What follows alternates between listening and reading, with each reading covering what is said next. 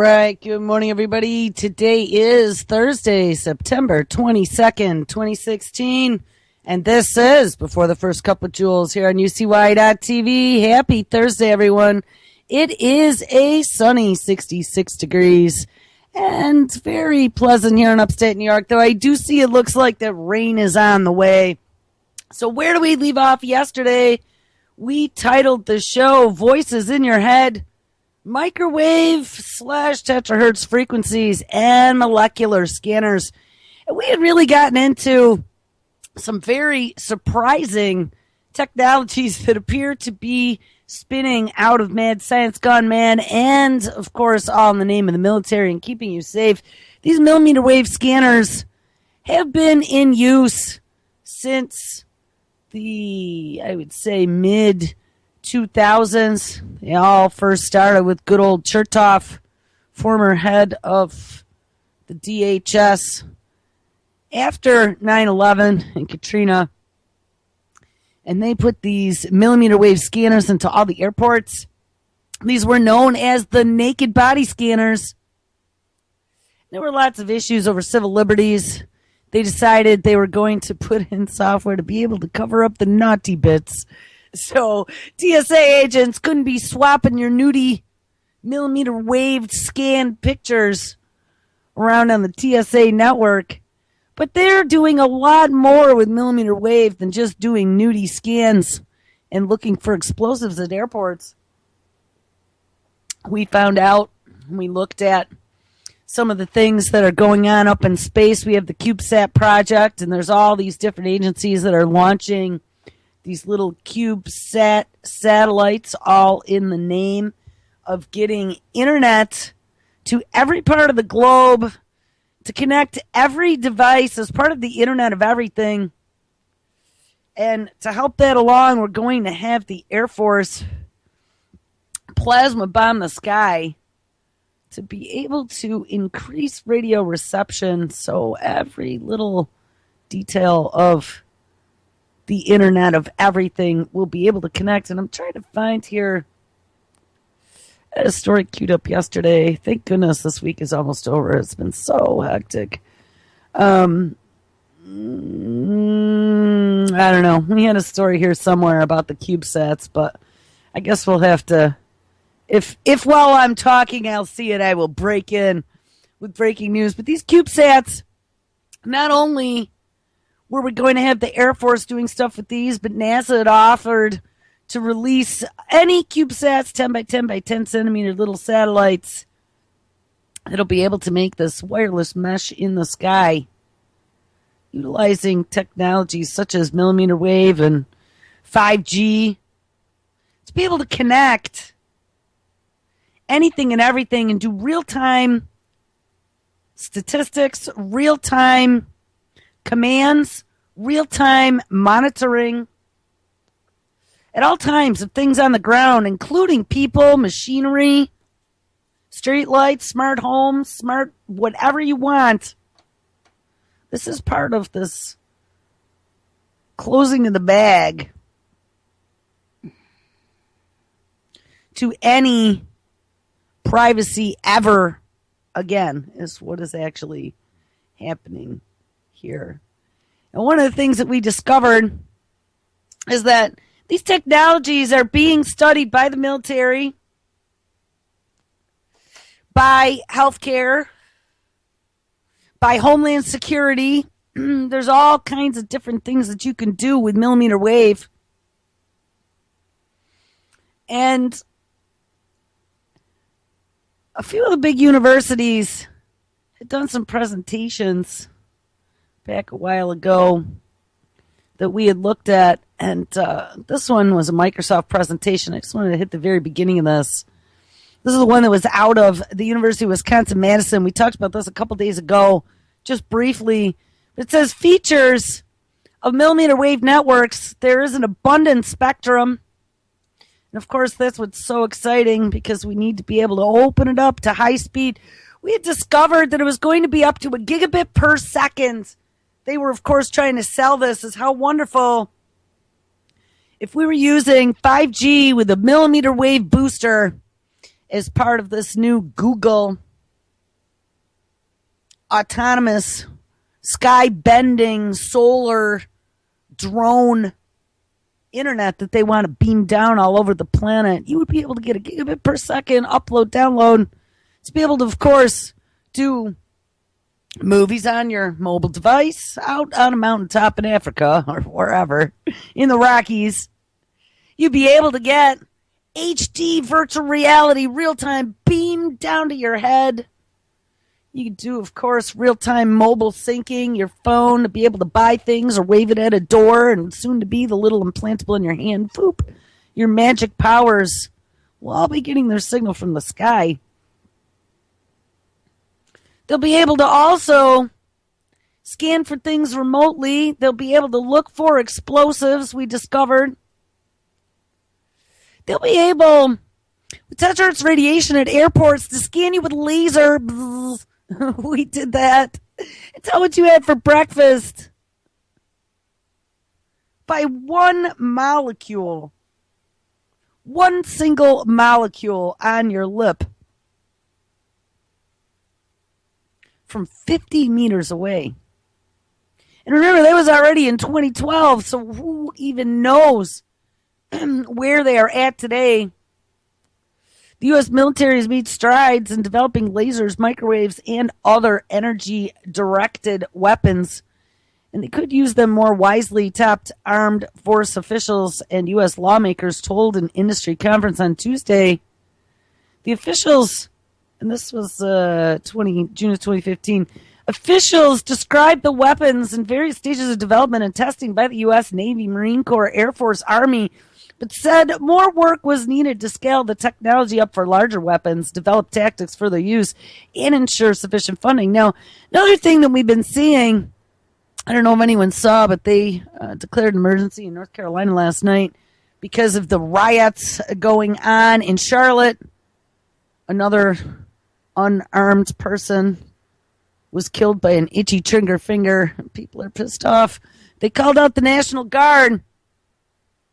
We saw terror attacks, this quote unquote big quotation marks, terror attacks. I mean, they were homemade pressure cookers dropped in dumpsters between New Jersey and New York City. I just saw something somewhere else. I mean, they had the stabbing in Minneapolis, but I thought there was another explosive one. But what we're finding more and more, and this happened back, I don't even remember what the event was. It was just recently, though, a few months ago, very first time ever, they sent a robot in to go disarm a bomb or to go apprehend a suspect, to go into the building where he was holding hostages and then kill the suspect. And whatever, I don't remember what event that was. It was a few months back. But they did. That was the first time ever. Well, I see again now. They're talking about using robots, sending them in, defusing bombs. That one in New Jersey when they were chasing after the dude that made those bombs in New York and New Jersey. They found a bag with 5 of them in it and sent the robot in. And whoops, the robot accidentally detonated one. But hey, it made for a good story. And lots of flashing lights on the newsreel. Get people afraid. Oh my God, it was a bomb. But right on the tails of that, we have a video come out of PBS NewsHour titled How Robots Are Joining the Police Force. Now, we called that long ago. People are crying the blues, police brutality. Oh my God, they're beating us up. They didn't know I was holding a book, not a gun. Guys, careful what you ask for, because not only did I predict way back, and now it's starting to come true, that at some point in the future, they're just gonna get rid of this police brutality problem by giving it to artificial intelligence and some sort of K5 or Atlas robot who doesn't have any emotions, who doesn't have any empathy, who's just running on algorithms, and has all kinds of really cool taxpayer-financed weapons on board. Remember, we talked, too, about what happened to the big push for non-lethal weapons. That had been a big push way back, and then all of a sudden we just started having shootings all the time. Every time you had a hand that moved the wrong way, you ended up getting shot. Well, eventually, I think that this is where a lot of this terahertz is going to come in, is not only with the robots joining the police force, but the robots joining the police force equipped with new technologies such as terahertz millimeter wave. Here, let's read this. It's a story that came out of MIT Technology Review, May 20th, 2016. So that was just this year. Speedy terahertz-based systems could detect explosives. Now, remember, there are two places that they are looking at implementing this stuff. One is in the sky and one is on the ground. In the sky, of course, is going to be to connect the full Internet of Things in the mesh and be able to do the remote sensing. But on the ground, they could be using the terahertz lasers in places such as airports. We already read about that from 4 years ago. Or on things such as police force robots. The spectroscopic system with chip-scale lasers cuts detection time from minutes to microseconds for explosives. Terahertz spectroscopy, which uses the band of electromagnetic radiation between microwave and infrared, is a promising security technology because it can extract spectroscopic fingerprints of a wide range of materials, including chemicals used in explosives. Guys, my prediction is going to be that we are going to have some of these police force robots with some of these technologies embedded on them. We read a story yesterday that it talked about already they are using some of this millimeter wave technology in cities at stoplights. Like, who knew that you were being scanned? And of course, they're not going to tell you where. But who knew that you were being scanned when you were sitting in a traffic light? I mean, I figured maybe traffic light cameras. But we discovered that terahertz millimeter wave can not only carry data, but they can also carry sound and HD video. This is the promise of some of this new 5G millimeter wave conglomerate. Traditional terahertz spectroscopy requires a radiation source that is heavy and about the large size of a suitcase. But we read a story. There was a cut sheet, and you have to excuse me just because we have so many tabs. And I told you, this is a big one for me to jump on board and start doing waves. I mean, this one is just like so massively huge. You know, excuse me for having 100 tabs open. But as we have the police force that's spitting out all these new technologies, I don't remember even what I was saying or what story I was on. Oh, here it is. They'll be able to not only detect chemicals and explosives, but they'll be able to bag and tag you. They'll be able to identify you. They have these new scanners that can scan your face and tell whether or not even your genetic makeup, the angles of your jaw or your ears or your eyebrows. Statistically, would make you a potential criminal.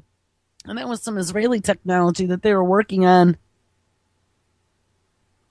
Traditional terahertz spectroscopy requires radiation sources that are heavy and about the size of a large suitcase. That's what I was going to say. So we saw a cut sheet back a few days ago where they made it really small, and they can do all kinds of detections for all kinds of things. This was a Department of Energy spin out, and I don't remember the name of the company. I think that might have been 2 days ago. And even my notes, if you go to the show, they're like so long.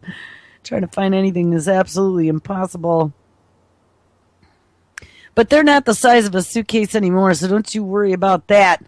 They're getting smaller and faster, and this device is so efficient because it emits terahertz radiation, which is known as a frequency comb, meaning a range of frequencies that are perfectly and evenly spaced. And it allows them to do very precise determinations of what is being scanned. The frequencies are also dependent on what you're scanning, of course. But getting practical as a proof of concept, researchers use their system to measure spectral signatures of not a chemical sample, but an optical device called an etalon, made from a water of gallium arsenide, which is sounds radioactive to me and poisonous, whose spectral properties could be calculated theoretically in advance, providing a clear standard of comparison. The new system's measurement were a very good fit for the etalon's terahertz transmission profile, suggesting that it could be very useful for detecting chemicals.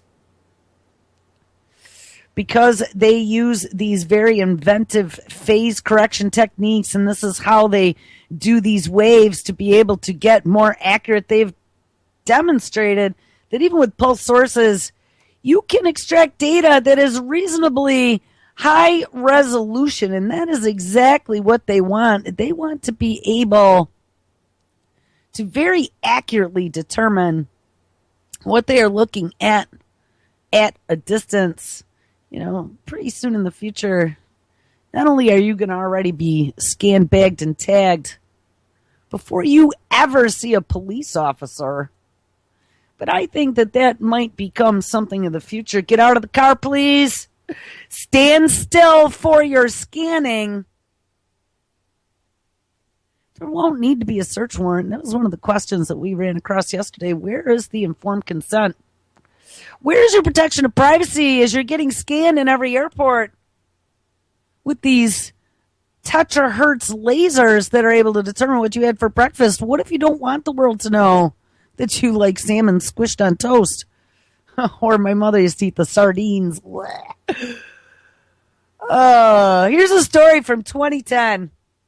So now let's take this a step further. So we might have it in the air. We might have the military with their hands on it as well. The battlefields. We got Homeland Security now looking at ways to detect chemicals, detect biological materials, detect bombs. We've covered that over the last few days. This is June 15, 2010, out of a publication called New Atlas. Looks like a technology mag.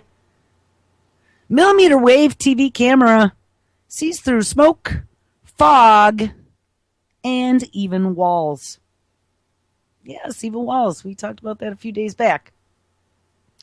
Science and Technology Research Laboratory of Japan's national public broadcaster, NHK, and they cover Fukushima quite often.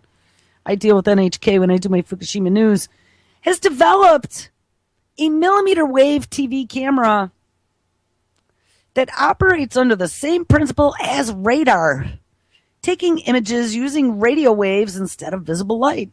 Yes, this is how it works. This is just outside of the optical spectrum, right between microwave and optical. Technology allows objects hidden behind obstacles such as smoke, fog, or even plywood to be captured live as moving images. This system emits millimeter waves in the 60 gigahertz band, which bounce off the subjects and are captured by a receiver beam that scans up and down and right and left at the speed of 2.3 hertz to produce a 2D image. And I just saw yesterday, remember this is 2010, I just saw yesterday now they released a camera that does 3D scanning with millimeter wave. And why this is so important, guys, you need to realize is this is the technology that Google is getting ready to launch as part of this project Skybender out of a spaceport in New Mexico, where they have all kinds of history doing Manhattan Project stuff. We have Virgin Galactic and SpaceX working with NASA in the spaceport there in New Mexico. We have the University of Albuquerque having Department of Defense contractors there giving lectures about their new high-powered microwave weapons at TEDx Albuquerque. We talked about that yesterday. And even more so, I had done a story back in Antimedia It's probably a year and a half ago or so already. They were working on the new laser weapons to take drones out of the sky autonomously. And they were doing that testing where? Oh, in the New Mexico desert. Yeah, New Mexico. Though I love New Mexico, New Mexico, there's a lot of mad science gone mad research that happens in New Mexico under the covers in a railway car line out in the desert. Because the system is sending out waves, it can selectively ignore an obscuring foreground object such as a wall based on the time it takes the wave to reflect back to the antenna, instead of producing a picture based on the waves bouncing off a hidden subject that takes longer to reflect back. And at the moment, the resultant image is more a grainy mess than high resolution. But the shape and the movement of the person, and in the case of the NHK demonstration, a mannequin, can be easily made out. And a low resolution suggests that this technology would be better suited for rescue applications rather than NHK's original intentions for technology of TV reports during disasters like what? This was pre-Fukushima, guys. This was 2010, and Japan was doing for disasters to be able to get inside walls for like what? A place like a nuclear reactor you won't be able to get into after it blows up and melts down 3 times. 3 reactors. Yeah, just like that. Now, I have to say, from everything we've read in the 6 years since then, technology has come a long way. They have gotten to where things are high res and 3D. We can use it to boost 5G to make it way faster. Let's take a look now. Yesterday, Cheryl had asked in chat about seeing a chart of the electromagnetic spectrum. If you search on Wiki, search Wiki and electromagnetic spectrum, and you will find off to the right-hand side is a really nice little chart. So let's just start here. We have at the very upper top of the electromagnetic spectrum is your ionizing radiation. Of course, this is the stuff that's extremely dangerous. We have gamma rays, and gamma rays, studying from Fukushima, we learned gamma rays are the types of rays that can't really be blocked by much of anything except for lots of lead, lots and lots of concrete, go down underground in a bunker somewhere. But if you're standing in your living room, believe that you are getting gamma rays from space, your ceiling, your insulation isn't going to protect you from those gamma rays. Those are rays that we are exposed to all the time. We then have our hard X-rays and our soft X-rays, as well as extreme ultraviolet, and then your near ultraviolet. And those are some of the energies you're going to be getting when you're out in the sun. But then next, under the near ultraviolet, is where you start getting the visible spectrum. And that's where you have the near infrared, the mid infrared, and the far infrared, and that's where you're going to feel your heat. They already have infrared cameras where they can scan in the dark and see any type of living creature. Make sure you get your shiny $2 space blanket to run away in the woods. And this is frightening. But then, underneath there is where we have the microwave and radio wave frequencies, and that is right underneath the visible light. And this is where some of these energy weapons and technologies that we've been discussing reside. We have the EHF, which is the extremely high frequency, the SHF, the super high frequency, the UHF, ultra high frequency, the VHF, the very high frequency. Like, come on, this is like alphabet soup. And of course, UH and VHF is where we used to have our old school TVs.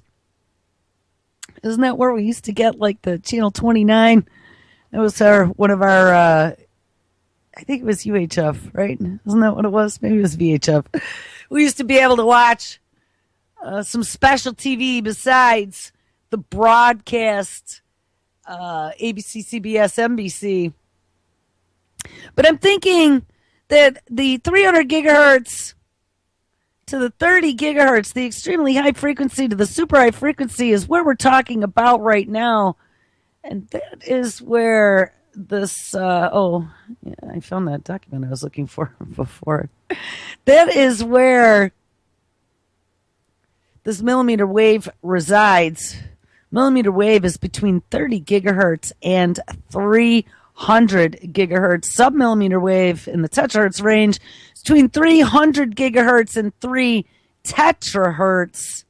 And then the microwave range is 300 megahertz to 30 gigahertz. So it looks like what we are working with here are the first two ranges of microwave and radio wave right outside of the visible spectrum. The far infrared visible spectrum goes up to 3 terahertz, and then just below that is 300 gigahertz, and just below that is 30 gigahertz. So it's just under the optical spectrum. So I just wanted to kind of point that out so we knew where we were talking about on that electromagnetic spectrum. And I found a story, interestingly, that just came out on the 19th of September 2016 out of IEEE Spectrum. We've been talking about Google and their Skybender program and these solar drones that are going to be in the sky, delivering you high-speed gigabit per second internet to connect everything on the planet from their drones and working with their little CubeSats. We read out of Scientific American how they're going to utilize these millimeter waves to boost the speeds of the 5G technology for these new radios. Well, check this out. IEEE Spectrum, September 19, 2016, real 5G will broadcast above 6 gigahertz, say analysts. I don't know who I was talking to the other day. Maybe it was even JJ. I think it was when JJ was on the show with me on Tuesday. And he was saying that, once they get their foot in the door here, they're just going to keep increasing these bandwidth. This type of electromagnetic frequency beamed all over the planet is going to affect biology on planet Earth. And we listened to an interview by Jeremy Hammond. No, that was Ed Hammond. Jeremy, I remember Jeremy's last name. Jeremy was a civil engineer out of Silicon Valley. We listened to at the beginning of the week, who discovered that his illnesses were coming from sensitivities to electromagnetic radiation. His wife was a doctor. They started to really dig into what was happening to him biologically and what type of effect electromagnetic frequencies. And back from his perspective, we were talking about microwave frequencies for cell phones, as well as wireless routers in the 2.4 gigahertz to 5.8 gigahertz range. And how they were becoming more and more ubiquitous. Phone companies are putting new little cell towers on top of telephone poles outside of your window, and you didn't even know it. And there are warnings on cell phones in the small print already saying, don't put this within, and I don't remember, I put it in the notes. It was within so many inches of your body. I mean, you don't need this near you. And as our rooms and our world is filled now everywhere with all kinds of waves that we can never get away from, they're finding that they could have potentially detrimental effects as you're being bathed in these waves on a daily basis. Well, check this out. Brace yourself. The debate over what should and what shouldn't count as 5G has only begun. And remember, this is all just the beginning. That's the thing about this stuff. We could talk about this stuff today. And 2 years from now, you're going to go, holy shit, Jewel. We talked about this way back. Look, they're talking about it on CNN. It's the way it always goes. I mean, you have to understand, on this show, I spent a lot of time reading like science journals where they're just publishing their research out of a university that was funded by DARPA or some rich tech billionaire that hasn't quite made it out to the IPO spin out to where they've gone commercialized. This is just proof of concept that now maybe they're rolling out into some testing. And we look at a lot of also defense.gov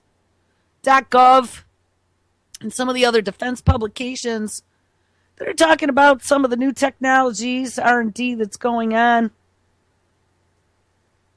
And we look at a lot of the university publications directly that they're excited to make their press release. But again, it has not been rolled out into a commercial story.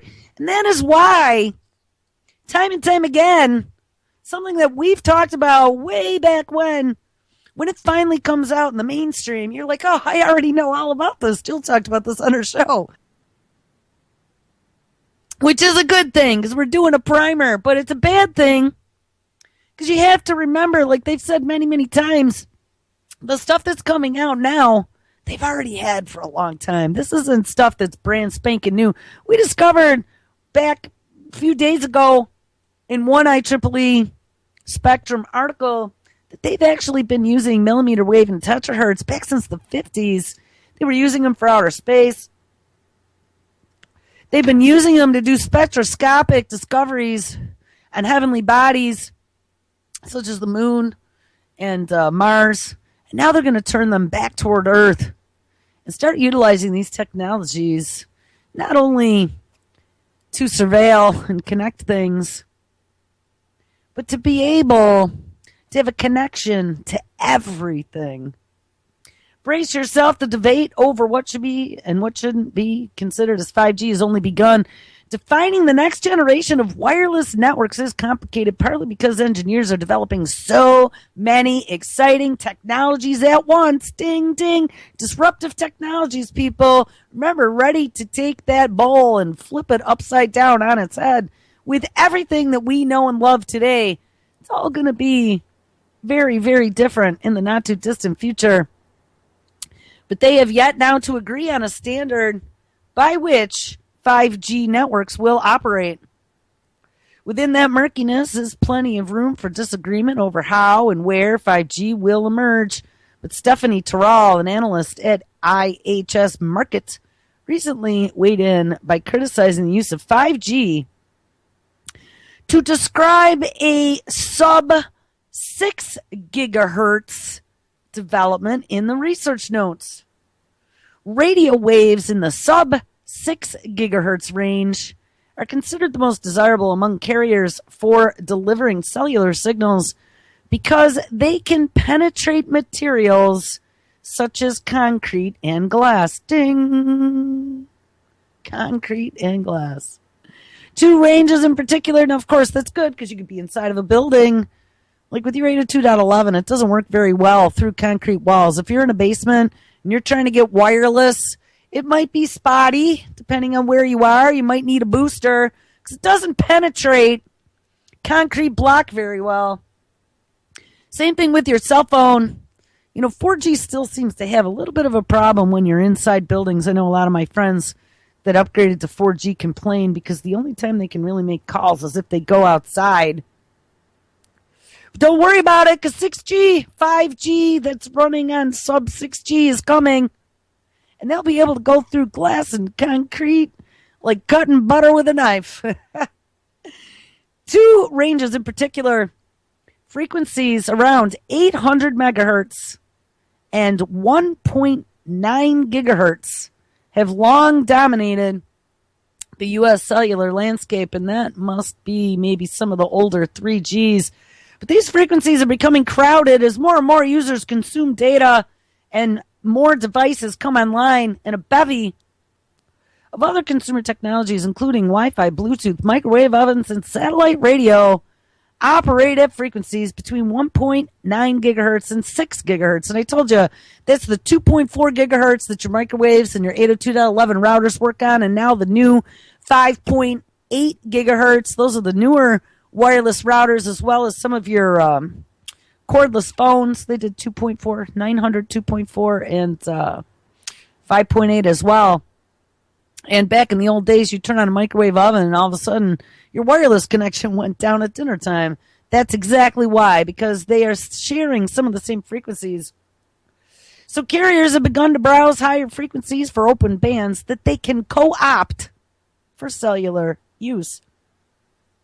Many have their sights on much shorter millimeter waves that fall between the 30 and 300 gigahertz range. And we just looked at that when we were looking at the spectrum. Is just below the visible range. And there are plenty of frequencies available in the millimeter wave range because they have only been used for specialized applications such as remote sensing, ding, ding, ding, ding, and military radar, ding, ding. See, this was military, as well as some of the astronomical stuff for a very long time, but there hasn't really been anything commercial. So now we have commercial and military all merging together in one big happy orgy.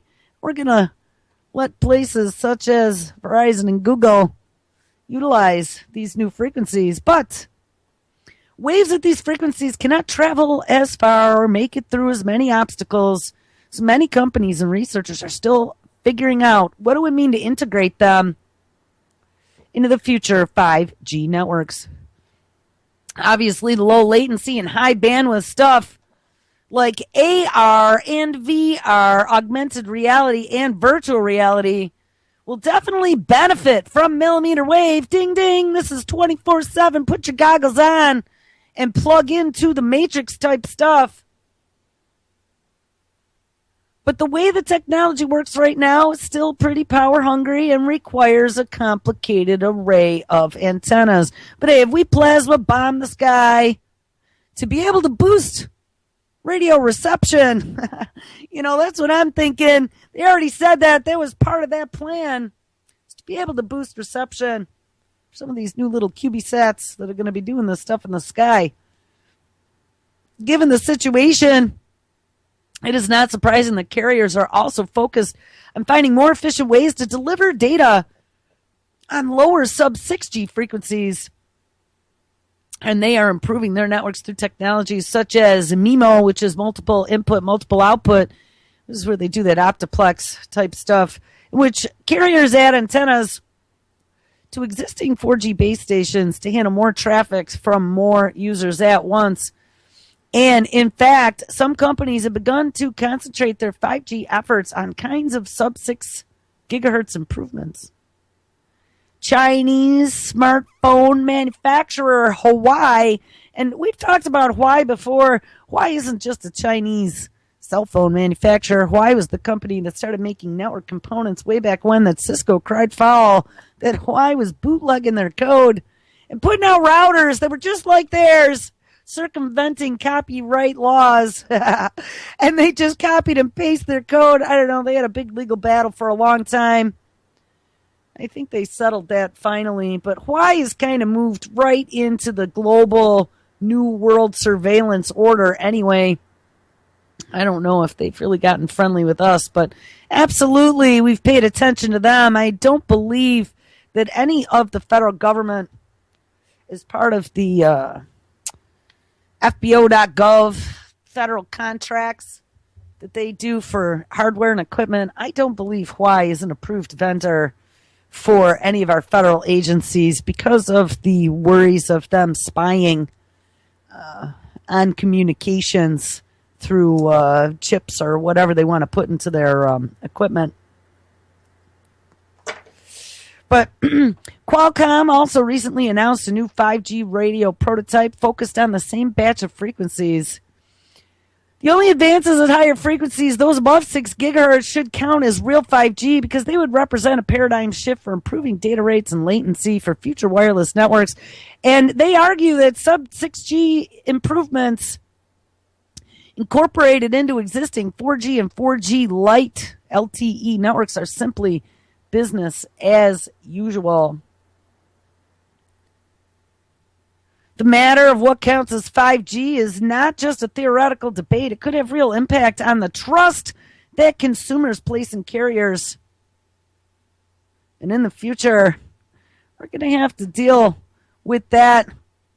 It says instead, 5G will permeate every swatch of the spectrum from the low frequency used for narrow band Internet of Things all the way up to high frequency millimeter waves. So guys, that whole niche right there is gonna be owned by big boys like Google with their Skybender drones doing 5G and millimeter wave as a boost ubiquitously in low Earth orbit across the globe. And as we find out more and more technologies that can be utilized with millimeter wave, it has got to be absolutely concerning. And I don't know, really don't want to read too many more technical documents here on Terahertz radiation, but one of the things that I promised you we were going to look at There's a story, and maybe they just forgot all about this. 2009, October 30th, out of MIT Technology Review. There's a story titled, How Terahertz Waves Tear Apart DNA. And this is what concerns me. I mean, we listened to that TED Talk on Monday, and even the damage that they're discovering now that radiation from your cell phones do. We have wireless technologies as well. Like I said, we're being bathed in these 24/7, and now we have an FCC application, half redacted, from Google, looking at 5G spectrum as well as millimeter wave, which is in the terahertz spectrum. A new model of the way terahertz waves interact with DNA explains how the damage is done and why evidence has been so hard to gather. Now, we read a story a few days back that said, no, this doesn't cause any damage like microwaves. No, don't worry about it. Well, back in 2009, apparently there were already studies that showed that terahertz radiation tore apart DNA. And, you know, as we now see the ubiquitousness of CRISPR democratized across the globe, splicing and dicing, zipping and unzipping genes of organisms, all in the name of research and coming up with cures for cancer. It's got to be very concerning that they are looking at releasing a technology globally in low Earth orbit that could potentially unzip the killing part of the CRISPR technology, could unzip DNA. Great things are expected of terahertz waves, says this article from MIT Technology Review 2009. The radiation that fills the slot in the electromagnetic spectrum between microwaves and the infrared. Terahertz waves passes through non-conducting materials such as clothing, paper, wood, and brick. And so cameras sensitive to them can peer inside of envelopes into living rooms, as well as frisking people at a distance. Yeah, that's your new millimeter wave scanners right there. Guys, think about this. They can look inside of envelopes and see what you're sending. They can look through your walls into your living room, and they can look through your clothes with this technology. Now, let's give it to Google and put it in the sky. But not only that, it can tear apart DNA. This terahertz wave is absorbed and emitted, and it can also be used to determine the chemical composition of a material, so looking for biological or chemical or explosive residue. And even though they don't travel far inside of the body, there is great hope that at some point these waves can be used to spot tumors near the surface of the skin. Yeah, it's all about curing cancer. But with all this potential, it is no wonder that research on terahertz waves has exploded in the last 10 years or so. So, I mean, this is 2009. So this is from 99 or so. They've been doing some heavy research, but we found again from the 50s they were using in the military space. But what of the health effects of terahertz waves? And at first glance, it is easy to dismiss any notion that they can be damaging. Terahertz photons are not energetic enough to break chemical bonds or ionize atoms or molecules.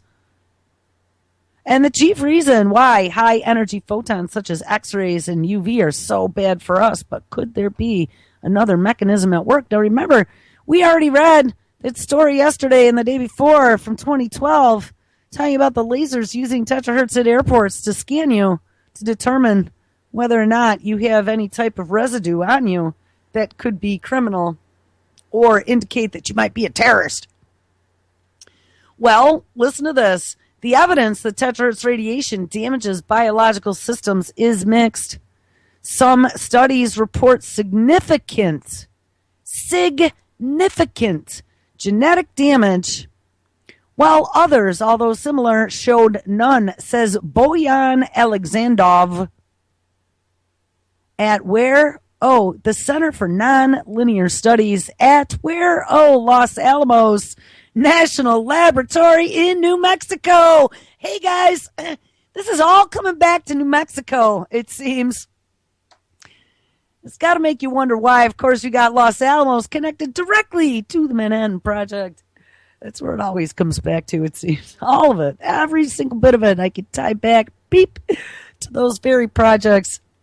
Alexandrov and company has created a model to investigate how terahertz fields interact with double-stranded DNA. And what they found is remarkable.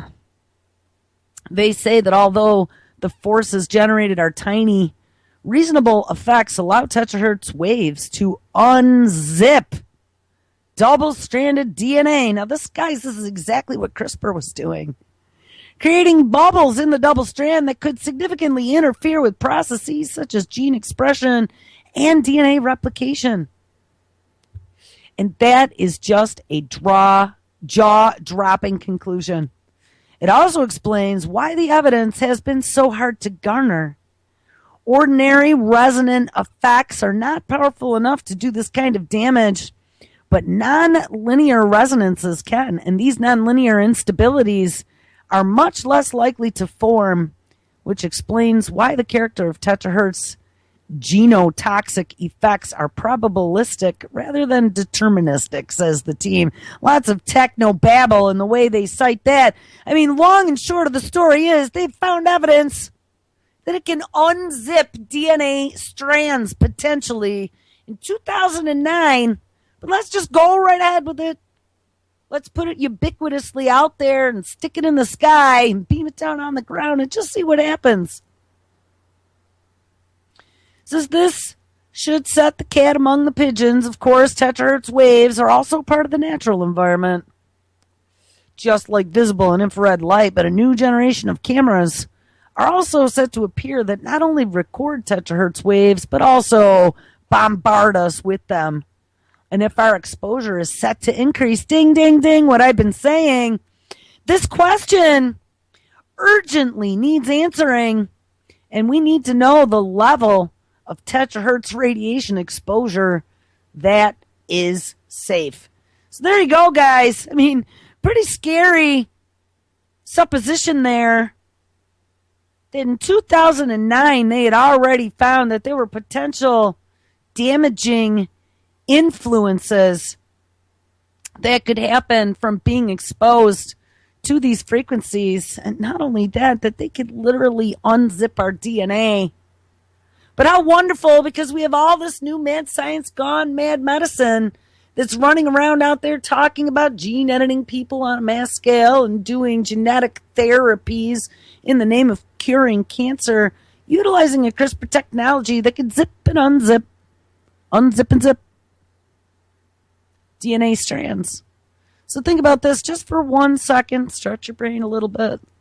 They started unzipping DNA and they put some sort of newfangled synthetic bacteria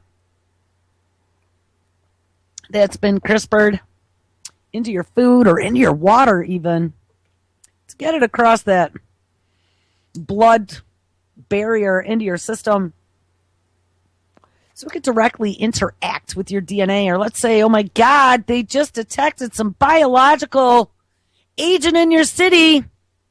Let's declare an emergency. Let's call out the National Guard. And let's get ready to start giving mass inoculations out of the national stockpile of some of these new, not yet fully baked, but hey, all kinds of new technologies that we want to inject into you because it'll create a shape-shifting immune system that'll protect you against anything. Guys, I'm telling you, I see very, very, very disturbing future potential with some of these technologies that they are rolling out, and all of them seem like they're not quite related, but they are. MIT researchers and their colleagues are now designing, and this is a story September 9th, 2016 out of MIT Technology Review. They are now designing an imaging system that can read closed books. A new computational imaging method identifies letters printed on the first 9 pages of a stack of paper. In the latest issue of Nature Communications, researchers describe a prototype of a system on which they tested a stack of papers, each with one letter printed on it, and the system was able to correctly identify the letters on the top 9 of the sheets.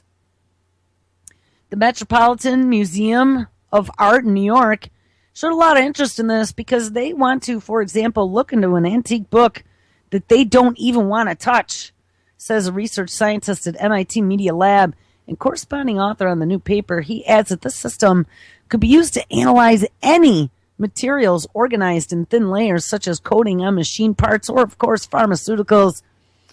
They are joined on the paper by an associate professor of media arts and sciences, as well as a research specialist on the camera culture group at the Media Lab. And the two groups' other members are working from Georgia Tech.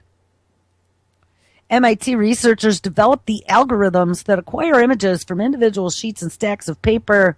And they developed an algorithm also that interprets the often distorted or incomplete images as individual letters. It is actually kind of scary, says one of the researchers of the letter interpretation algorithm. A lot of websites have these letter certification CAPTCHAs to make sure that you are not a robot, and this algorithm can get through a lot of those CAPTCHAs. Well, yeah, but I would say that's probably the least of the scariestness.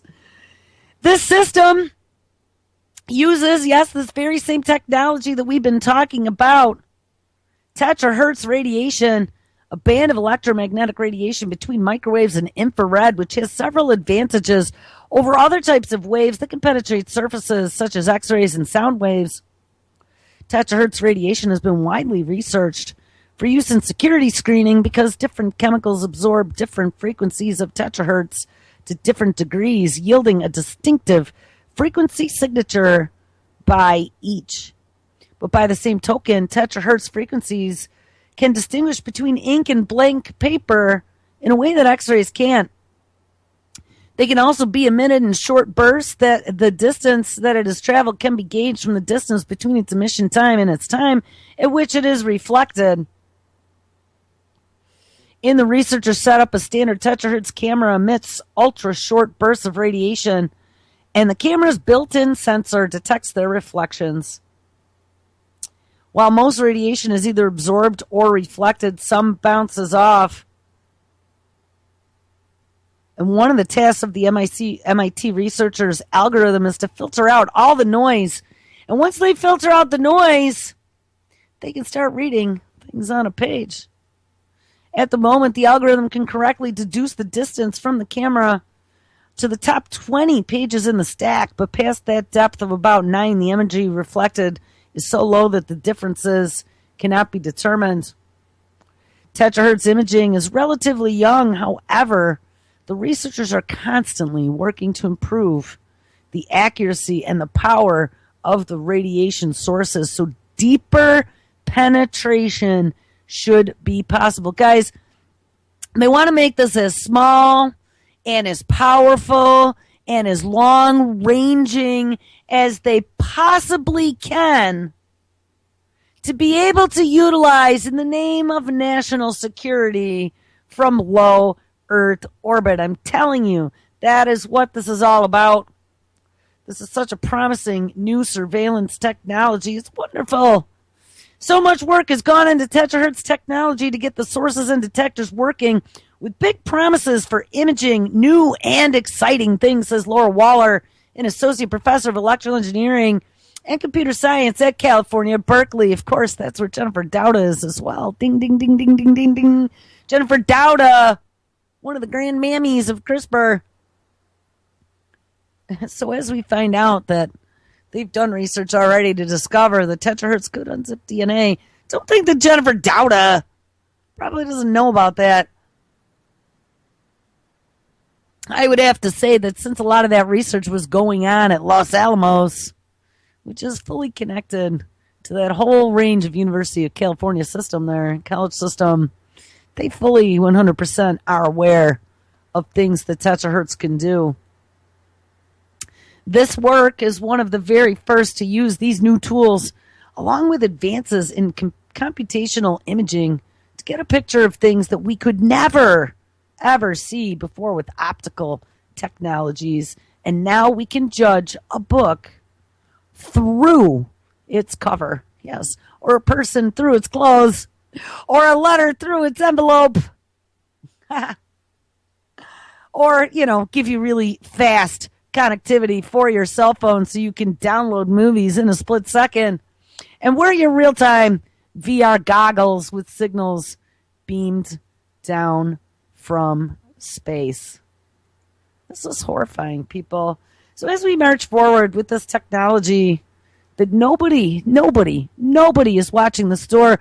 We had heard that Jeremy talking about cell phones, how the FCC is supposed to be regulating these frequencies and making sure that they're safe, really isn't doing much of anything. They're putting little warnings on and making sure that you're not interfering with your next door neighbor's television.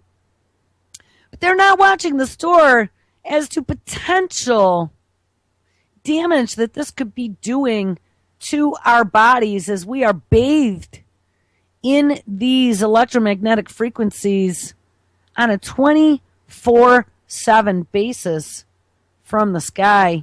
And remember, this is all going to be about the Internet of everything.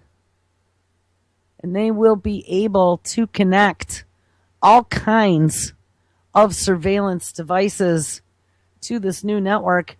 I just ran across this today. This was a story from yesterday. We were just talking before about them moving robots into the surveillance space, moving robots into helping fight crime. Let's see. Oh my God. How did that happen? All right, guys, I didn't even realize that. Make sure you stick around. Mr. Ken Blanche is live up next. Lots of great radio on a Thursday. And I will catch up with you